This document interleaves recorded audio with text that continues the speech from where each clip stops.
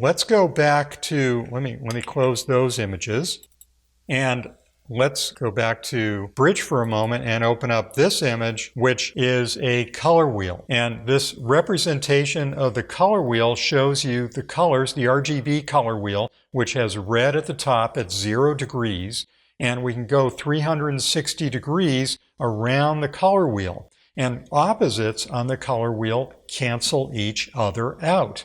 So that's one major feature of the color wheel, the idea of colors in nature canceling each other out. If you add red, you're by definition canceling out green or teal color. If you add magenta, you're by definition canceling out green altogether. And in fact, if I go to this other image here, this green swatch I created, and I have a colored gel here, a magenta color gel. You can see that's magenta. And I'm going to hold that over the green, and you'll see that will cancel the green out. When you hold magenta over green, a green color, or add magenta to green, that cancels the green out, and you get a neutral color. So let me just get that out of the way. That's kind of a noisy gel right there.